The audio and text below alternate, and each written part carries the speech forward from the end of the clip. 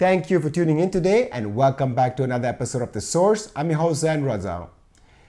Please join our alternative channels on Rumble, Telegram, and a podcast called Podbean. If you've been watching our videos regularly, you would know that YouTube is owned by Google, and Google has a long history of shadow banning and censoring content from independent and alternative voices. And if that day ever comes that we get shadow banned or censored, we won't be able to reach you even with an announcement. So make sure to join these channels by visiting the description of this video below. It takes no money and costs you a few seconds to subscribe to these alternative platforms. Today, I'll be talking to independent journalist and author Fabian Scheidler about the latest developments surrounding the Nord Stream pipeline, as well as the situation in Israel and Gaza. Fabian has written several books, one of them being The End of the Mega Machine, A Brief History of a Failing Civilization. Fabian, welcome back. Thanks for having me. I would like to start this interview with the latest developments surrounding the Nord Stream pipeline. On August 14, Germany for the first time issued arrest warrants in connection with the Nord Stream pipeline bombing that took place in September 2022. A Ukrainian diving instructor named Volodymyr Z and two accomplices were accused of blowing up the pipelines.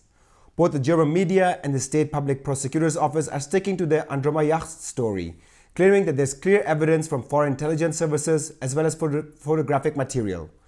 According to their report, this included a photo of a white van believed to have been used to transporting diving materials taken by a traffic camera on the island of Rügen in September 2022 with a passenger who, quote, strongly resembled Z, unquote. Volodymyr Z was staying in Poland for a period of certain time. However, according to Reuters, Polish prosecutors stated that although they had received the arrest warrant from Germany, he had already left the country by then, as Berlin did not include his name in the database of wanted persons. In a recent interview with the ZDF broadcaster, German Chancellor Olaf Scholz stated, and let me quote him here, quote, "It is absolutely clear that this must be investigated. I am glad that the Federal Prosecutor's Office and the security agencies have gone so far as the media have reported," unquote. This theory, of course, refutes Seymour Hersh's claim that the US, under the orders of President Biden, carried out a CIA operation to destroy the pipelines. You were one of the very first European journalists who interviewed Seymour Hersh when he broke the story, the video of which was published on our YouTube channel. Can you comment on this recent story, as well as talk about how we should view the Seymour Hersh story in light of these new developments? Yes. First of all, I think we should still say that we don't know who did it.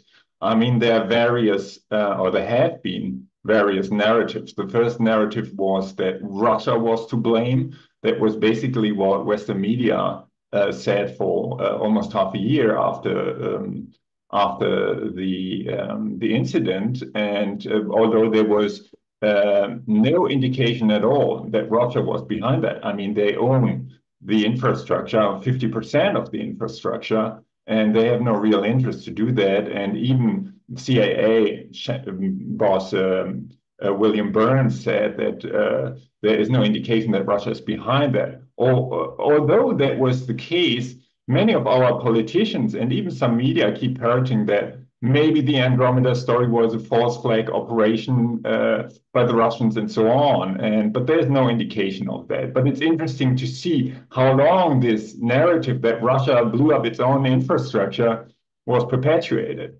Then the second story that was broken was the one by Seymour Hersh, who said that it was a job, a US CIA job, and that the Biden administration was behind it with the help of Norway. 1 month later, the New York Times and Die Zeit and other media came out with the Andromeda story. And that was the story that was followed up by practically all Western media. And the Seymour Hersh story was discarded as a conspiracy theory and so on, although he had many details that you could look at. And to that day, we still don't know which story is true. There are lots of more details about the Andromeda story, but that doesn't prove finally that it is true. It can be true, but we have to look a little bit closer into the Andromeda story first.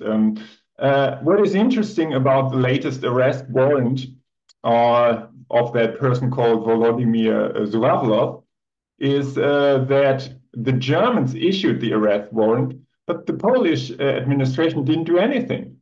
They said they would do something, but they didn't do anything, although they are obliged by European law, it was a European arrest warrant, to arrest that person immediately. And the interesting thing is also, as you mentioned, that the Germans didn't demand to put that person's Zhuravlov into the Schengen register, which is used at the border to keep that person from escaping to Ukraine. And according to the Wall Street Journal, Zhuravlov was driven to Ukraine in a car owned by the Ukrainian embassy in Poland. And interesting also what Donald Tusk, the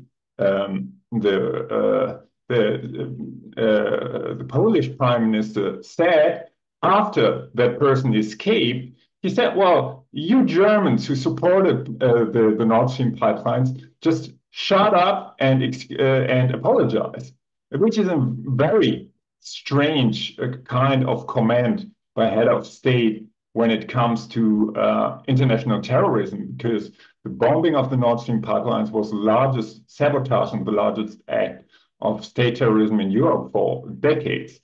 So all this raises the question, if there is really a will of the administrations of Poland, of European countries, and even of the Germans, in fact, who are leading the investigations, to really arrest somebody and to put somebody on trial. Because if that was the case, we would either, there are two options now, either the Andromeda story could be proven, and which means that it could lead up to Volodymyr Zelensky, the head of state of Ukraine, who, according to some reports, ordered or approved of the bombing of the Nord Stream pipelines. And later on, the CIA told him, no, you shouldn't do that. And Zelensky tried to stop it, but the then head of the military, Zaluzhny, kept on with a plan, which is not really credible, that the head of state of Ukraine tried to stop the bombing of the pipelines, but Zaluzhny just got on as if nothing had happened. That's not really credible. But whatever is the case, if somebody would be put on trial, the Ukraine government would be in dire straits if the Andromeda story proves to be true. Now, the other story, of course, by Seymour Hersh is even more explosive in geopolitical terms, because he says the US was directly not only involved, but was behind the attack. Now, there haven't been any, the trace was not followed up by the administrations, by the authorities, and by the press. So we don't know if Hersh could be right. There is a Swedish engineer called Erik Andersson, and he led an expedition to the sites of the blasts, and he tried to prove Seymour Hersh, and he really found some interesting evidence at the bottom of the Baltic Sea. I mean, much of that has been cleaned up by the Swedish authorities, who have closed the investigation without saying anything. So, but what he found out is that they were not, as Seymour Hersh claimed in the beginning, 2 explosives per tube, per pipeline used, but probably only 1. So there are some details that contradict Seymour Hersh. There was also a lot of reporting on open source intelligence.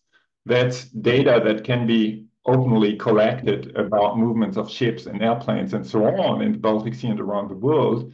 And there were lots of reports that Seymour Hersh was wrong, that the open source intelligence data showed that the ships were not there, the airplanes were not there, and so on. And Erik Andersson debunked that whole story, because you can easily trick open source intelligence. You could switch on and off the devices. You can even claim to be a different ship. You can claim to have a different speed, a different position, and everything. And so what Erik Andersson found out is that the actual positions of ships and airplanes, as far as they can be constructed, are in line with what Hersh said. So we still cannot rule out that Hersh was right. Now, on the other side, if the Andromeda story is right, and if Ukraine was behind it, there are lots of people who are very familiar with the intelligence services, like James Bamford and others, who is a real expert on American intelligence, who say it's impossible that the Ukrainians could have done it without the knowing of the United States. And there was a report by the Washington Post earlier that the CIA already knew in June 2022 that Ukraine was planning to do something. There was a report of the Dutch Secret Service that was passed on to the CIA. The CIA warned the Germans and other countries, but they didn't do anything. And then in September, pipelines were blown up, and nobody said that the Ukrainians are the main suspects here, which is very interesting. They all said, well, probably it was Russia, although their own intelligence report said, well, the Ukrainians are about to do something. So the US, if the Ukraine was behind it, it could all be a red herring to really distract us from the Hersh story. But in case it was the Andromeda, our governments knew that Ukraine was the main suspect. They didn't say anything. Now, the second point is that the US knew about it, but according to James Bamford and according also to Eric Anderson and others, it's quite unlikely that the Ukrainians could have done it without even the green light from the US. Because the United States have pervasive surveillance of the Baltic Sea and of Ukraine.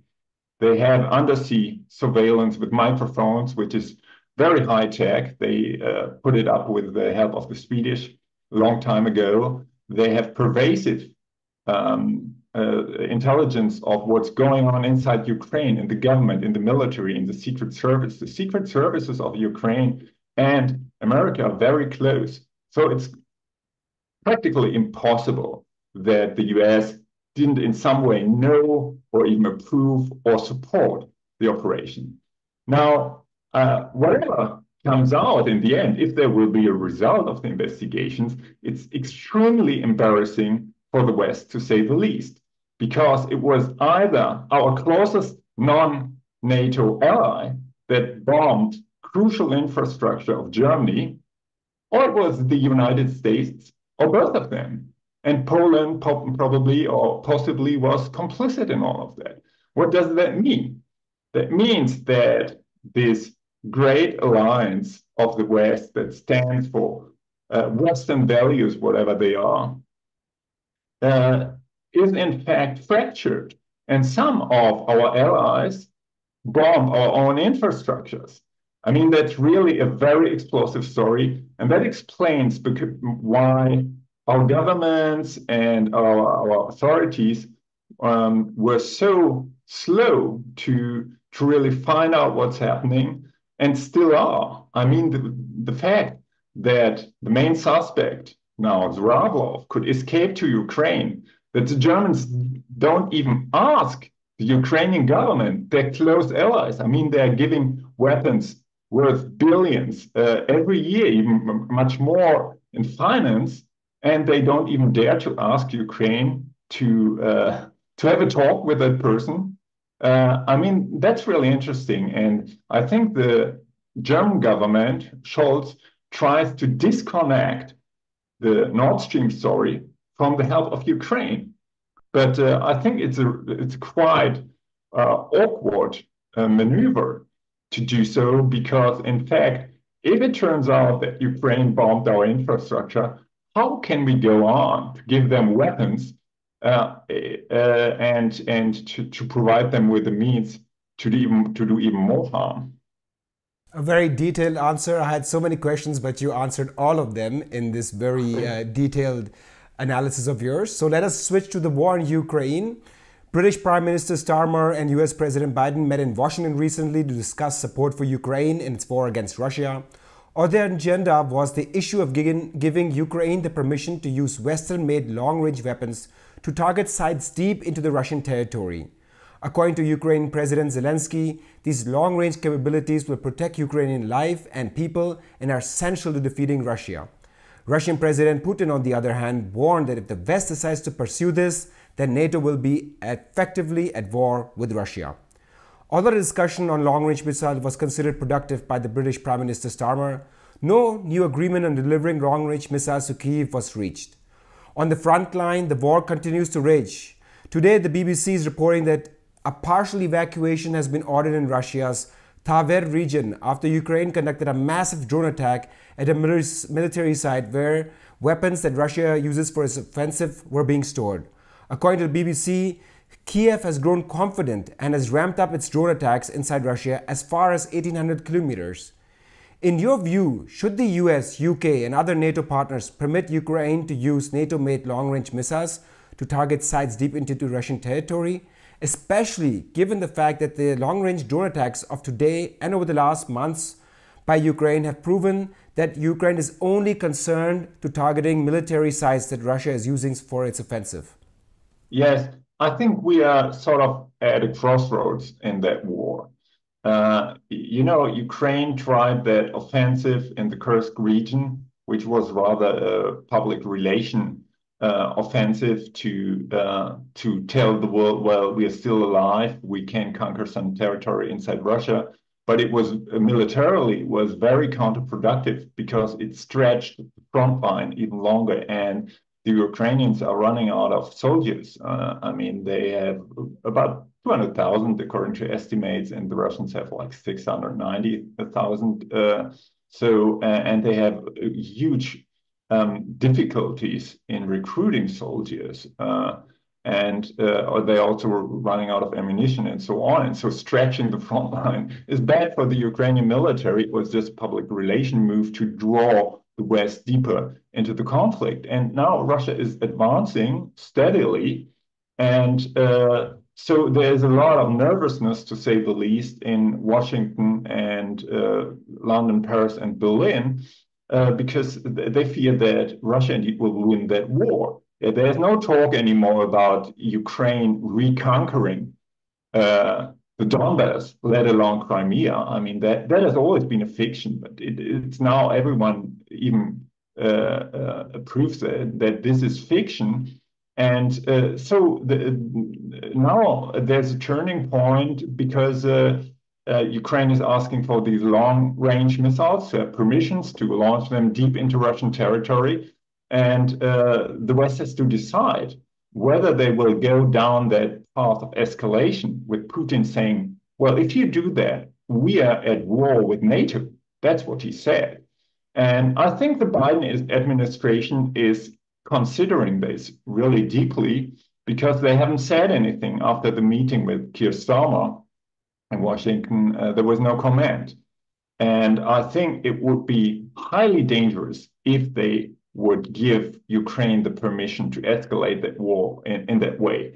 There's no way that Ukraine can reconquer its territory with this kind of action, but there's a high risk that this could lead to further escalation, including nuclear war. So I think the real thing to do now is to come up with concepts for real negotiations. And that's very difficult to do. The Russians have repeatedly said that there need to be there are some requirements for that to happen because they are in the offensive.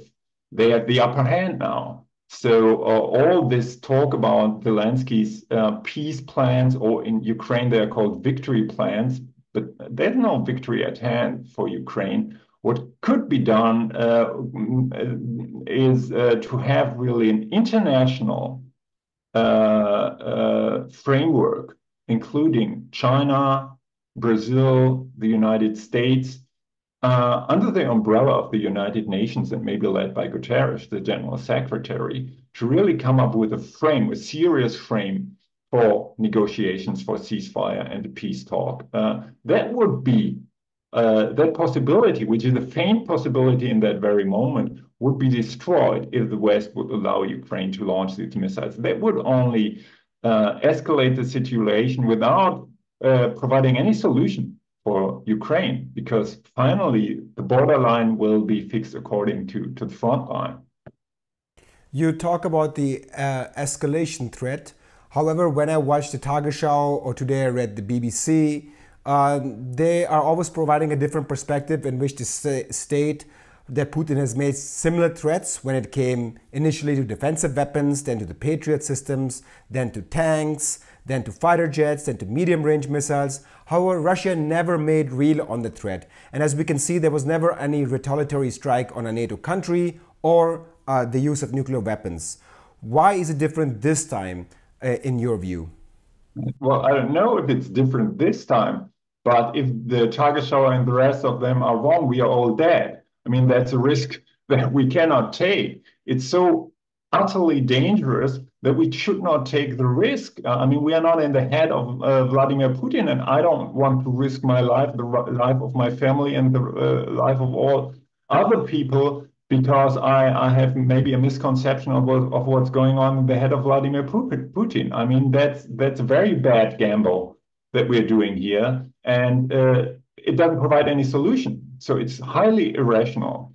And you know, the thing with nuclear war is that it's the greatest danger is not that one of the leaders in Moscow or Washington puts his finger on the red button and just pulls the trigger, but it's the risk of escalation, which could lead to misunderstandings, which could lead to one side getting too nervous and launching an attack because he thinks that the other side is attacking. We had that situation in 1983 with a great NATO maneuver that the USSR took very serious. They thought that was a cover for NATO to attack the USSR with nuclear weapons.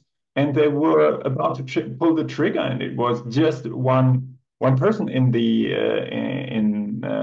Russian military that said, "No, we can't do that." So there are lots of situations like that in the history of nuclear weapons where humanity was very close to annihilation, and we shouldn't play with that. Independent voices such as yourself that advocate for peace and diplomacy, but what would it look like in concrete terms? Do you think diplomacy is even possible at this stage, given the hundreds of thousands of soldiers who have lost their lives at both sides, in Russia and Ukraine? Also, so much political capital has been invested not only by Ukraine and Russia, but also by Germany, the United States, and other NATO countries, that a change in policy would seriously damage the credibility of these governments, especially when it comes to their long-standing rhetoric that purports to defend international law, human rights, and democracy. We know that Russia and Ukraine were able to carry out an exchange of prisoners recently, mediated by the United Arab Emirates, in which 103 prisoners were exchanged. But is diplomacy between these two countries even possible on a larger scale that involves territorial issues? And secondly, would the US even allow it? Well, you know, the thing is with the peace negotiations, that's always the problems. I mean, people, nations, leaders losing their face. And to avoid that, you need the high skill of diplomacy. Unfortunately, in Germany, we have no diplomats at all in the government. They don't even know what diplomacy is.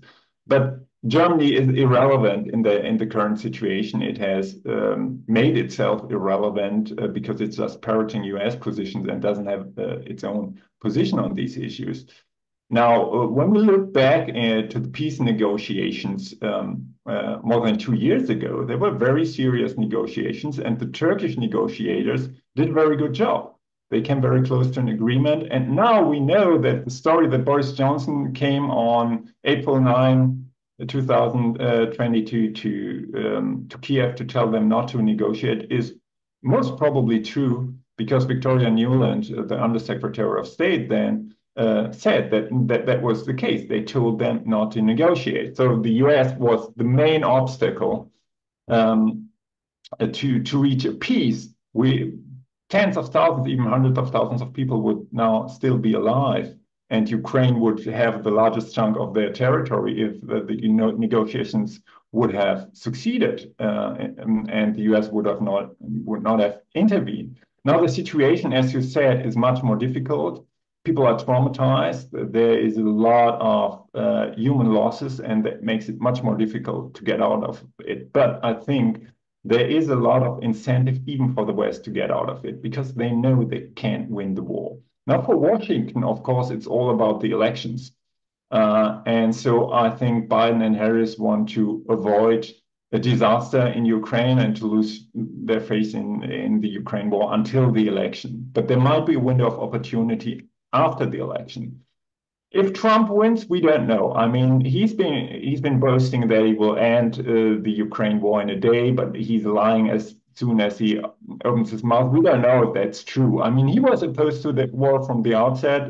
I don't know if it's credible that he will end that war.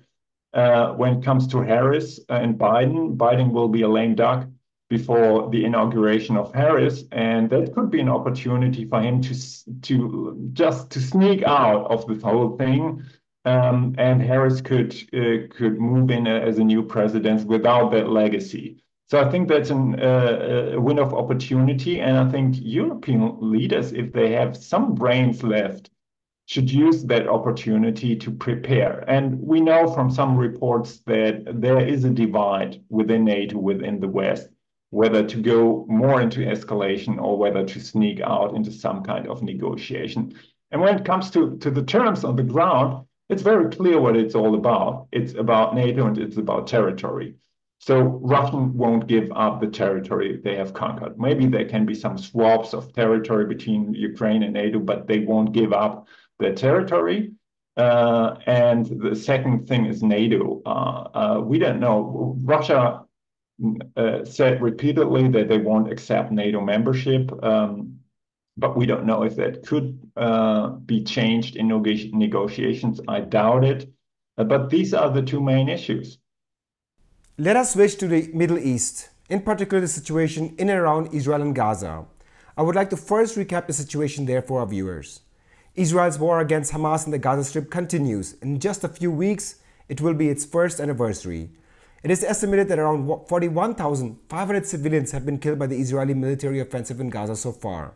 Some estimates, for example, from the non-profit human rights group Euromed Human Rights Monitor, even put the death toll beyond 100,000, claiming that the current figure does not include the missing as well as bodies still buried under the rubble. Tensions seem to have simmered down for a few weeks between Israel and Iran, as well as the Lebanese Hezbollah militia, Hezbollah, following Israel's extrajudicial assassination of Hamas leader Ismail Haniyeh in Tehran, as well as Hezbollah's top commander Fuad Shakir in Beirut in July.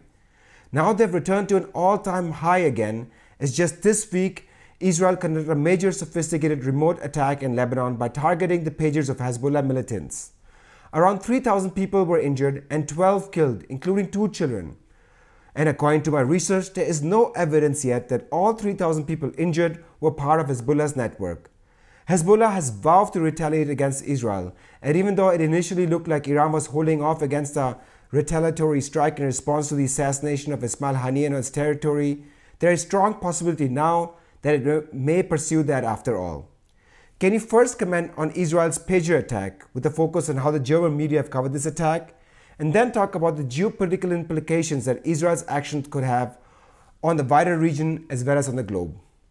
Yes, you know, the pager attack was a severe act of state terrorism, and Israel has engaged in state terrorism for decades. It's known for that. I mean, they have bombed embassies, which is really a no-go, even in very serious wars. You don't bomb embassies on foreign territory. I mean, and they do that, and they escalate the situation in a very dire way.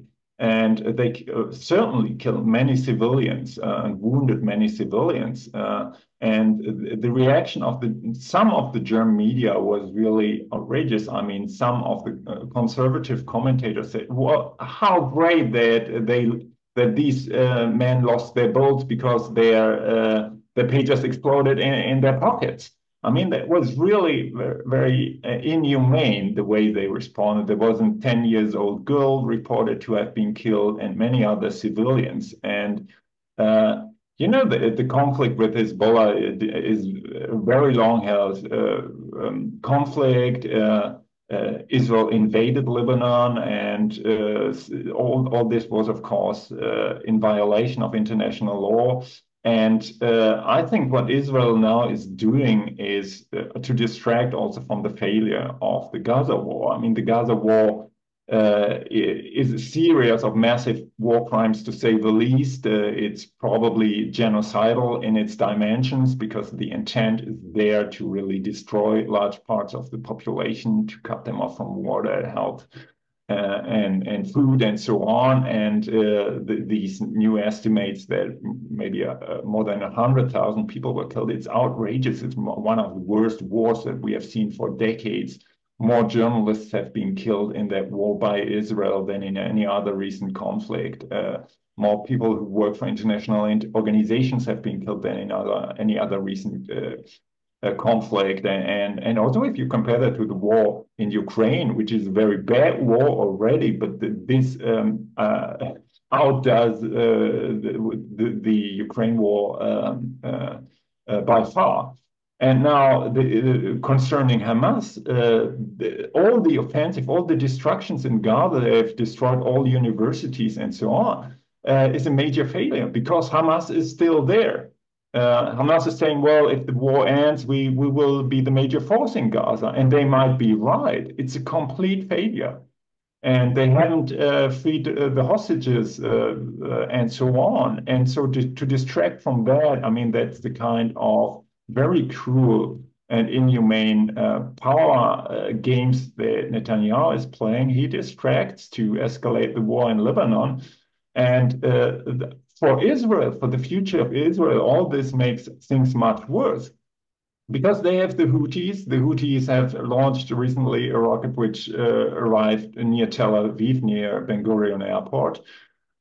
So Israel is vulnerable, apparently.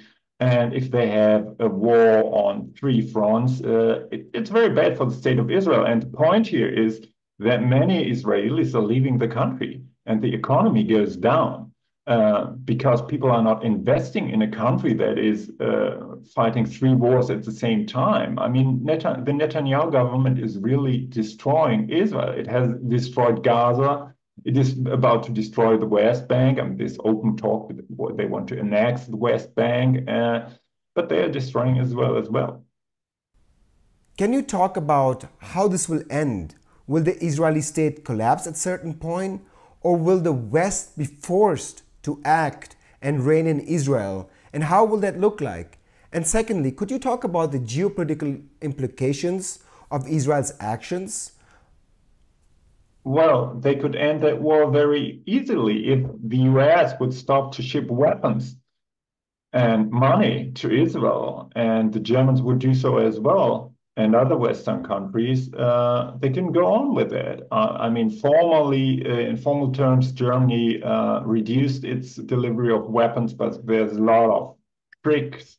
There, Britain announced that it reduces the delivery of weapons, but that's all about tricks. That's just, most of that is symbolic. They are fueling that war, and that's really outrageous because it could be a genocide. It is probably, it has genocidal dimensions at least, and we are continuing to support that. We could end that quickly. If Israel doesn't get any diplomatic, military and financial support from the West, it would break down in very short term. We could end it immediately. If you take the Ukraine war and the developments in Israel, the war in Gaza, together, you really see that the West is in very steep decline now. It has lost a lot of its credibility in the global South, especially because they are have supported the Israeli war crimes now for more than a year. They are losing ground in Ukraine. They don't achieve their geopolitical objectives, which were to weaken Russia. Russia is now much closer to China. China will very soon be the most powerful economic nation in the world, and in military terms, China is advancing very fast with its naval systems and so on. And I think that the West has lost so much credibility, and now the global South has other countries to turn to. Some of them prefer already trade with China because conditions might be a little bit better than with the West, and so on. And so I think what is needed in the West now is to really realize that the 500 years period through colonialism and post-colonialism after World War II is coming to a close. The West is not calling the shots anymore, and we have to accept that. If we accept that, we can contribute to a more peaceful world order, a truly multipolar world order, which will not be Chinese hegemony, but a multipolar order. We could contribute to that. Europe could contribute to that a lot. The US could.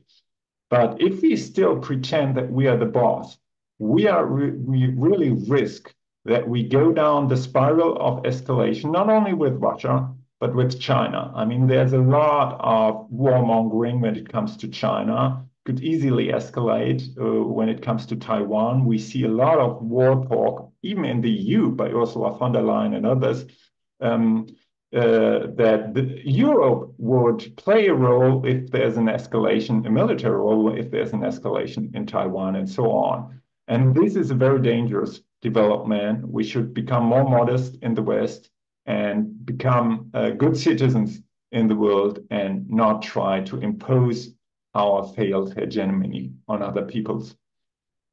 Fabian Scheidler, independent journalist and author, thank you so much for your time today. Yeah, you're welcome. And thank you for tuning in today. If you're watching our content regularly and would like us to continue, then make sure to donate to us via Better Place, PayPal, Patreon, or directly to our bank account.